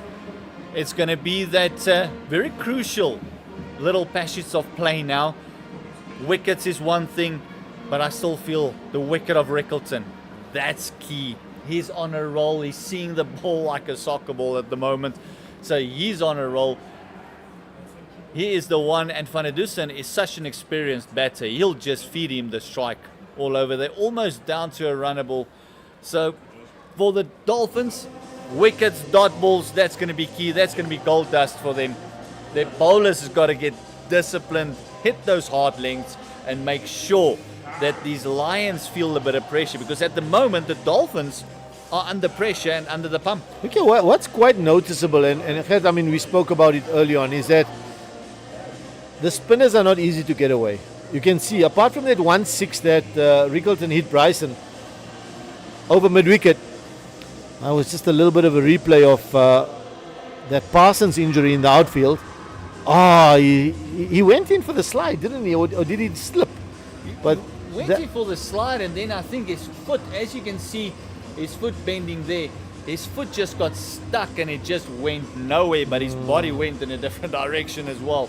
Oh, look at that. It was... That's the left knee. Yeah, that's he's done a mischief there. There's no two ways about it. That's very painful, and one just hopes for his sake that get some ice on it, a bit of treatment, and it's not too serious, because the knee injuries, well, it can be quite serious.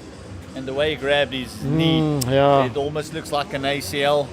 It's never a good thing. He's such a valuable part of this Dolphins lineup. And like I said, he's the leading run scorer for the Dolphins at the moment. You do not want him out of your lineup. But all the best to him. We hope and pray that for a speedy recovery there for Bryce Parsons. So the other thing here, and I mean, coming back to the earlier point about the fact that the spinners, if they bowl the right length, apart from the 1-6 of John Smuts that Riggleton hit, when the spinners have got their length right, ball's sticking. It's not sliding onto the bat. So we can see in this particular over, the run rate has now gone up to 8.5. So from a captaincy point of view, they've got some options here. And I think if they're smart here, they may even want to resort to some of the part-time spinners. Kaya Zonda bowls a few offies. I'm just having a look at, I think Marcus Ackerman, I think he may bowl some offies as well. I'm not sure, but it may not be a bad idea here where you catch the batters off guard. The pitch is asking for you to take pace off. If you go with pace, and the quicker you bowl, the faster it could disappear, particularly the way Riggleton played. If you've got off spin who can spin the ball away from Riggleton and slow the pace down, bowl good lengths, it may make it difficult for them to hit boundaries. And I just think there may be a space here for just a little bit of out of the box thinking, maybe some smart captaincy, but let's see how it plays out. Very often captains just want to go with their conventional bowlers that they plan to bowl and so forth, but I feel that there's a place here for just a little bit out of the box captaincy. So Brian's bowling brilliantly. We saw John Smuts with 3 dot balls that were not easy to get away. So the spinners, I think, are not easy on this surface at the moment. There we go. That's up in the air, but it's a short boundary. And he got this a touch too full. So straight after the long break, so Brian has got this just a little bit full. He's got his length right, and Riggleton has just managed to get it over the boundary. It's not by a long way, but it's the shorter boundary. But it's another maximum. And I think all those kids, most likely 80% of them are Lions supporters. They love that 6 from Riggleton. Absolutely. Another one, and like you said, just getting a touch fuller. The length, just drag it back to that 5 meter. And the equation, 31 of 25, Lions game. Yeah, that's a lot better. He's got to pull the length back and force him to hit into the offside. It's a couple, it's a long boundary, so not easy to get the ball back from that boundary to stop the 2. 70 for 1 after 5 overs. It is 29 of 24. Mr. Monarch, always a pleasure. Hussein making way for the voice of the voiceless. Mpo coming in, and you've been sitting behind us and just soaking up everything that's happened on the field now with Bryce Parsons. I know he's one of your favorites. And now, all of a sudden, after that, we hit another 6. 29 of 24. Keys for you. Where do you think the Dolphins can turn this around? They just need wickets. The only way they can get themselves back in this game is if they can find a way to get wickets, get Ryan Riggleton out, bring in Temba. New batters always give you a chance.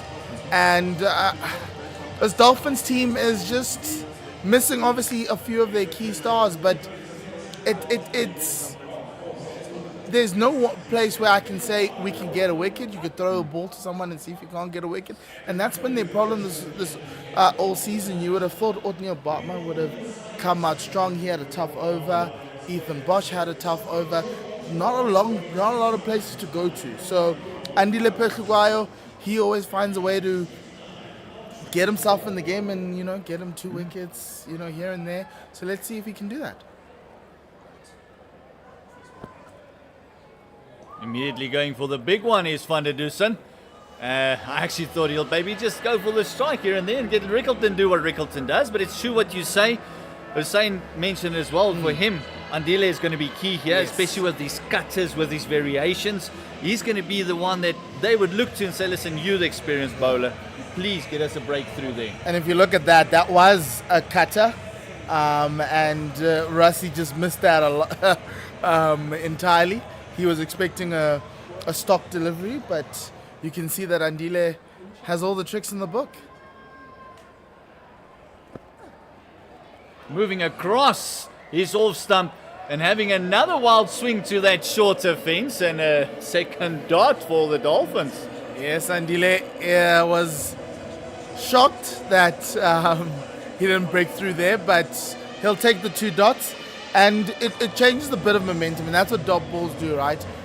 Yes, you want wickets, but you need to find a way to still build to getting a wicket. So 2 dot balls, normally something happens here. It's either boundary or a wicket. We'll see what Andile does. Now we've got a fielder out in the deep backward point. This one is absolutely spanked through that offside covers. What a shot. I do not know who the bat manufacturer is for these Lions batters, but the ball is coming clean out the middle. If you look at that one, Andile missed his length by quite a while, and it was a little bit too wide. And Rassie said, let's not go over the short boundary. Let's just lather it to the full boundary. Yeah, Andile 2 dots, and then Rassie said, hold on, give me a minute. There's like 4 fielders on the offside. You just pick a gap in that vast green land. Oh, clever. Very, very clever. Change of pace, and yeah, single coming out of that one.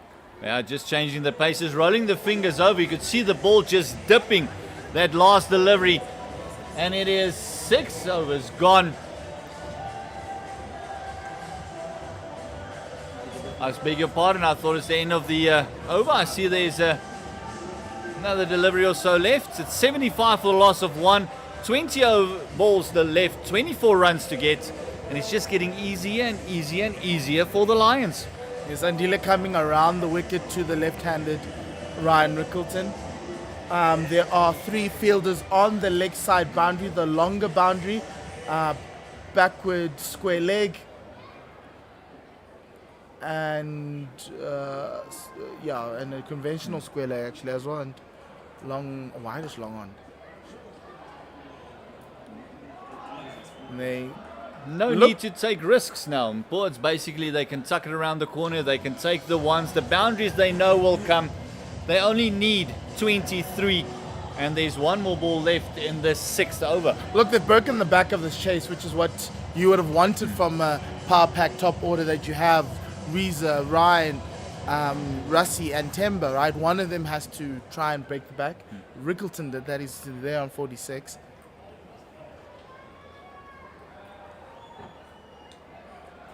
Wide off the crease did Andile go, and even with Rassie going across, didn't go across far enough. That was pretty wide. And Andile is arguing that Rassie wanted to encroach a little bit forward. And the umpire explaining that even so, you are still very wide of that mark. He still can't get to the ball. That's what the umpire is saying. Yeah. A little bit unlucky. That's harsh. But, okay, so See, the umpire is just maybe having a bit of a chin wag there and saying, hold on. Andile is still arguing that he moved across and being very animated.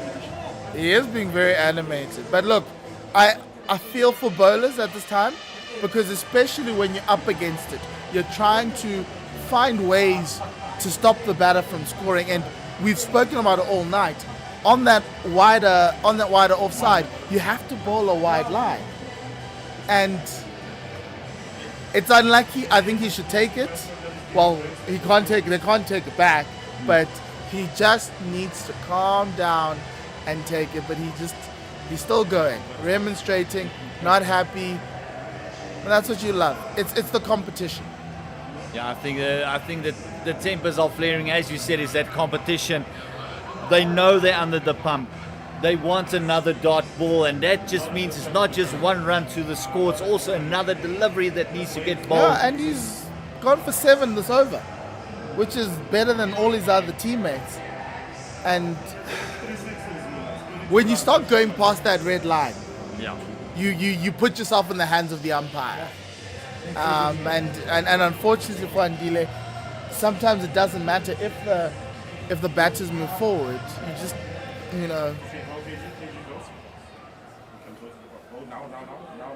Andile to Van der Dussen. Nice juicy full toss, but all the pace taken off. It's that floater there. He just rolls the fingers again, and the ball just dipped. And he's still talking to the umpire, still not happy. It's the end of the 6th over, 78 for the loss of 1 after 6. Yeah. 21 required of the last 3 overs. So the Dolphins have used 6 bowlers, all for 1 over each. Now the question to Captain Sir Brian, who do you bring back to try and win you this game? Lions just need 7 and over. And you probably want to bring Pesuguayo back in for another over. Sir Brian probably bowling himself since he's taken the wicket. John Smith unfortunately won't be able to play, so that 1 over, you could have Ethan Bosch or Gusetele. They both went for some very high numbers. So that's the conundrum the Dolphins have. Right now, it's actually pretty simple for them. Sir Brian's the one who's going to take the next over. It's got to be him. He's bowled very well. He also picked up the 1 wicket. Van der Dussen going back, just giving Rickleton the strike, and he's looked the most dangerous of all the bowlers. And but that's the thing, it's about spin, and it's surprisingly that a team from Durban, the Dolphins, didn't bring in a second spinner. Odirile Mudimukwane is in the squad. They didn't play him. The Lions went with 2 spinners, even at the Wanderers, but the Dolphins went in with 1, and obviously John Smith, who you can consider, you can't consider him a part-time spinner, but you would have wanted someone else in here. Rickleton giving himself a bit of room. Another one. Like I said, no need for them to put pressure on the fielders. They know exactly what they're doing. 2 very experienced campaigners. Moved on to 47 of 21. Van der Dussen, his partner, 9 of 8. And this partnership has just gently gone on to 21. Yeah, no, it has gone on to 21, and the Lions are trying to close this out as quickly as possible. This over and the next over is kind of going to determine where this game is going. Oh, that one popped up. That one popped up. It's exactly the same ball that he got Reza Hendricks with that popped up to the covers. And you can see Van der Dussen again just showing it's that toppy of him that's just causing all sorts of problems. Dips right in front of the batter, and if you want to play it, you bring in the catcher, and then you saw that mid-wicket is there in their catch, and John Smith. There's some round just going downtown. Rickleton wants the second. He's coming back. Van der Dussen is quick as well. The throw going to his end. And that's 2 very well-run runs. There's no need for unnecessary risks for the Lions. A wicket brings a little bit of uncertainty, but you don't want that. So these 2 have to take them home. 17 to win or 14. And if you look at the next game, after this, the Lions have 9 days off until their next game, which is against the Dragons back here at the Wanderers. At the Wanderers against the Dragon on the 14th. Then they go to Tebeja to take on the table-topping Warriors on the 17th. They play the Titans at SuperSport Park 2 days later, and they'll finish off for the Tuskers here at the Wanderers. Another single there to Van der Dussen, and there's no respite for the Dolphins as they will take on the Northwest Dragons this coming Sunday. Yes, they go to Potch on Sunday as they play. Then after that, 3 days later, they've got the Titans in Durban. They play Western Province on the 14th. Then they host the Tuskers at home on the 19th, as well as the Warriors to close out. So some tough games for them coming out with the Dragons, the Titans looking to get up that top, that are looking to beat the Dolphins to try and get that 4th position in this CSA T20. Rickleton giving himself a bit of room, finding the outside part of the bat.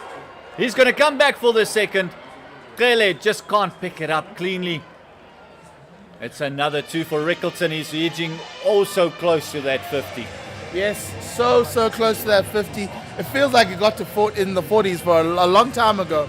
But 49 of 22, really doing well. Another half, well, don't want to jinx it, but he's heading for another half century.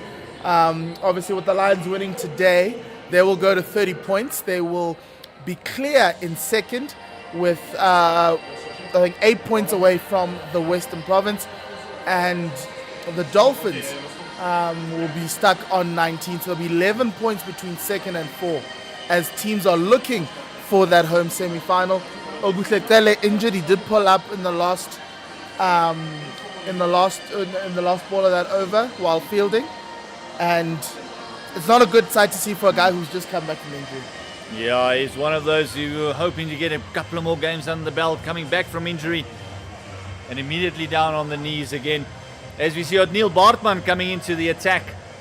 This is going to be an over. This is going to be the over. 14 from 12. He has produced magic for the Sunrisers Eastern Cape before. He has defended single digits in the final over while taking wickets as well.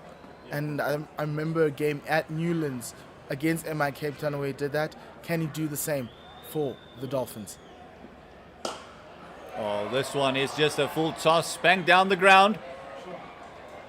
And a lovely 2. This is the big part of the field.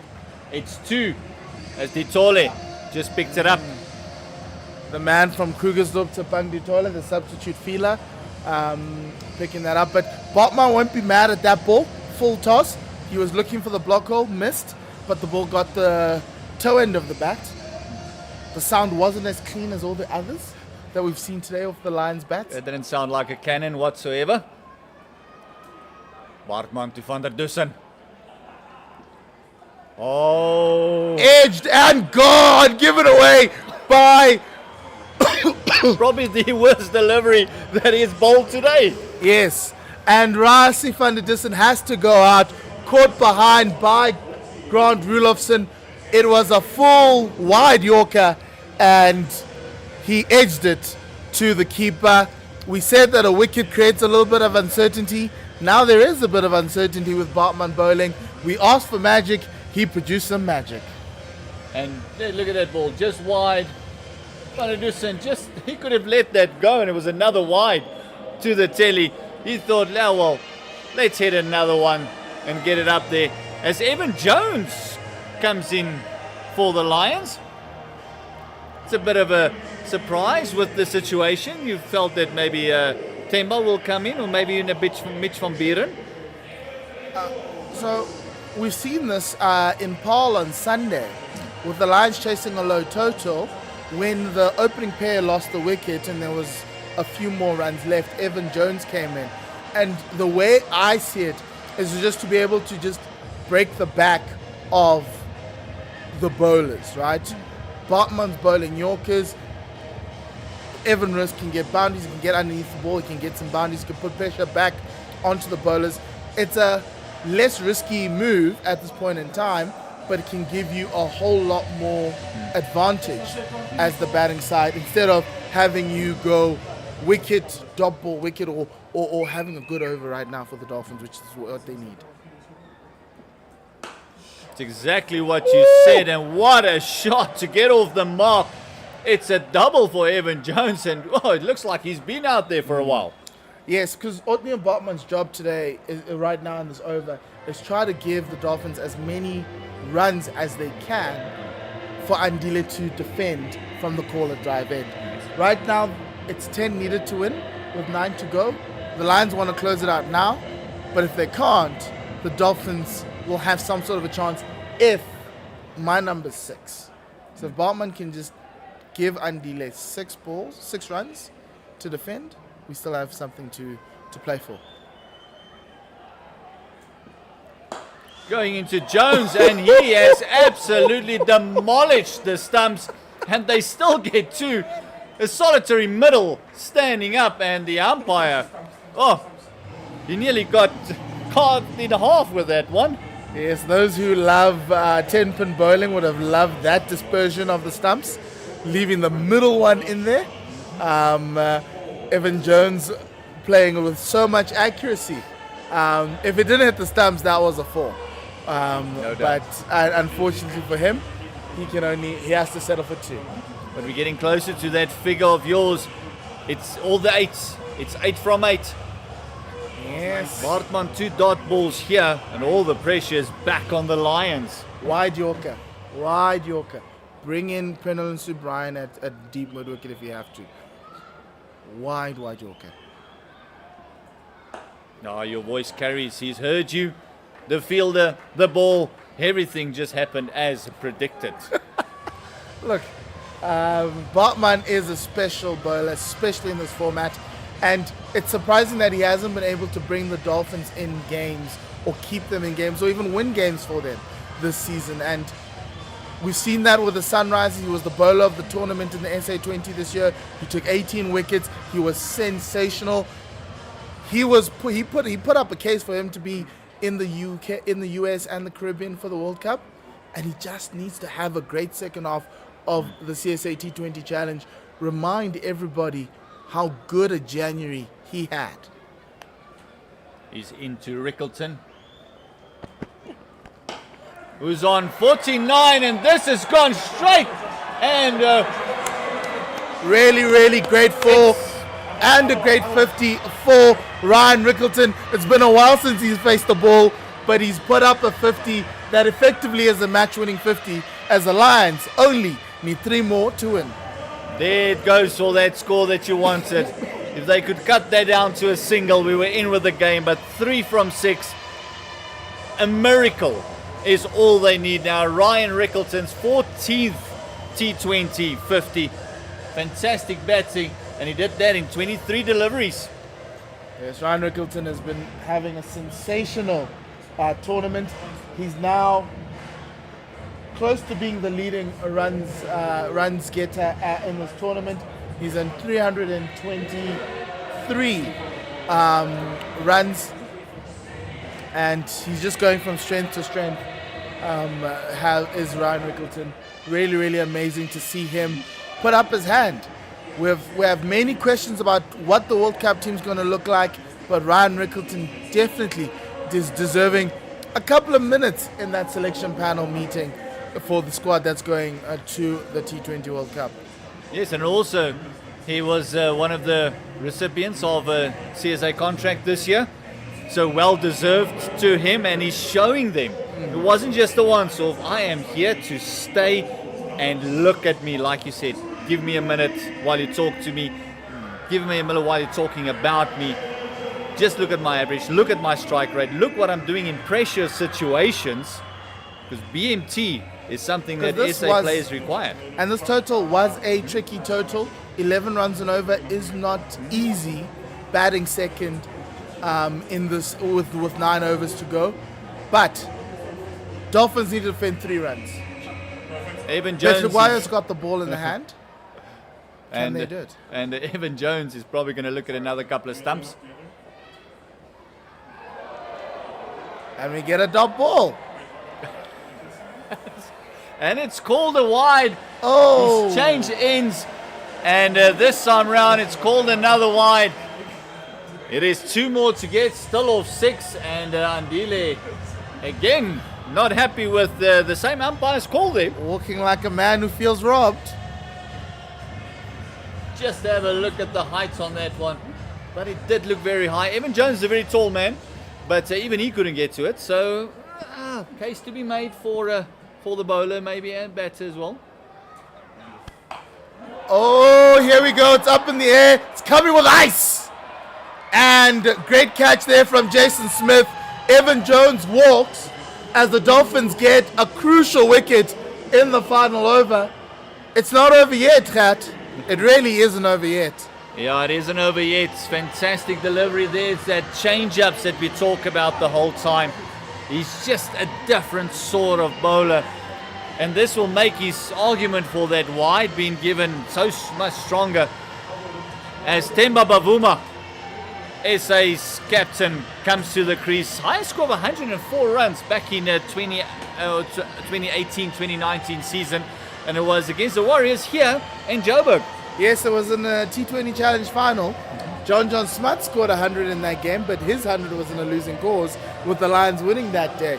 High scoring game, I think we got over 400 runs, and the Lions came out as winners.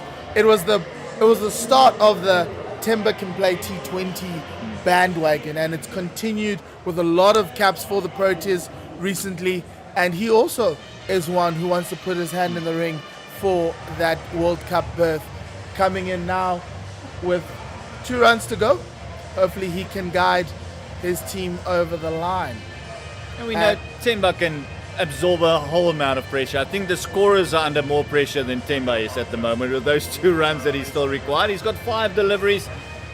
What do you do as a captain? As the Dolphins captain, do you bring the field in? Do you keep them out? It's that trickiest one. Well, you have to.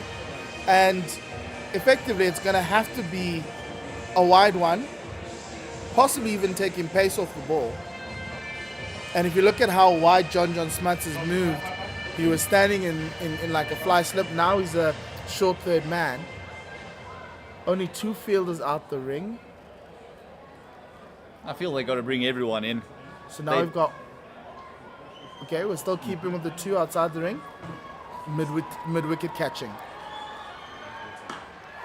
Temba going straight downtown, and he says that ball is going nowhere. He's got to get back. He's extremely quick. And that is Temba Bavuma saying, I'll take a strike rate of 200. Thank you very much, sir. Yes, that helps the strike rate. Not outscore is always helpful. Lions win and beat the Dolphins here with 4 balls to spare. They get to 99 for 3. It's been a great innings from Ryan Rickleton, who gets 53 not out. Reza Hendricks supported him with an 18. Farasi van der Dissen with a 14. Evan Jones came in with a cameo of 5. And Temba Bavuma with that 200 strike rate 2 that gets the Lions over the line. The Lions win, the DP World Lions win by 7 wickets, and that takes them into solo second in the CSA T20 Challenge. It's one of those things where they went down to Durban. They got beaten by 4 wickets there when the Dolphins won the toss and was chasing. Now the roles were reversed. Lions won the toss and they chased down the score in a reduced over score, 9 overs aside. A fantastic game of cricket. We've seen Ryan Rickleton, 53, and then also we had a little cameo from the Dussen, Reza Hendricks scoring 18. We saw a great innings from Bryce Parsons as well. But you can just see the scorecard there. The man of the moment, I feel, Ryan Rickleton, broke the back of the Dolphin bowlers. He's 53 of 23, match winning. Yes, match winning, took advantage of the power play and did a really incredible job. 7 extras for the Dolphins, 6 wides, 1 leg by. Don't be happy with that. But if you look at the bowling, Ethan Bosch, 1 over, no wickets for 19. Oguseqele, no wickets for 13. Othniel Bartman got 1 wicket for 26. Bowled really well in that second over. John Smuts didn't get a wicket for 11. Penelin Subrian 1 for 18. And Andile Peslugwaya 1 for 11. The one worrying thing for this Dolphins team is that they don't know what their best 11 is, and they're going to be struggling if they don't find out very quickly in the second half of the season. You can see there with that scorecard, we got a Bryce Parsons cameo, a Bryce Parsons show to start off with, but Ryan Rickleton then said, what he can do, I can do better. 53 of 23 to lead the Lions to that 7-wicket win. It's been awesome, Khat. Yes, an honourable mention to Cody Youssef. His 2 overs only went for 15 runs in all the mayhem that was Bryce Parsons. He bowled the last over of the power play and he picked up 3 wickets. But it has been an honour. Mpo, thank you for you coming out. I know it's we don't always hear your voice, but we know you're always around. Thank you for everything. The production team, guys, you did a great job. You were in the rain, in and out, putting up cameras. Thank you very much to scorers. Thank you very much to DP World Lions. Thank you very much. And the batter of the match, Ryan Rickleton, 53 of 24. From Mpo, myself, Kurt Maloney, have yourself a fantastic weekend. And don't forget, Sunday, it is Dolphins taking on the Northwest Dragons at Potch. Yes, see you then.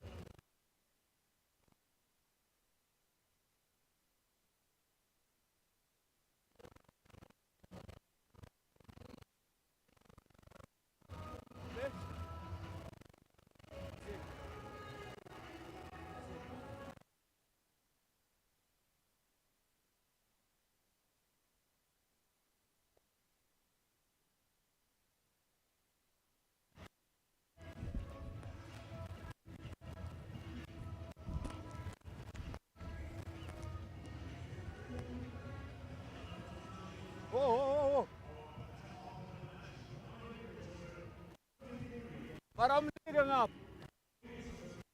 Leading up. Leading up.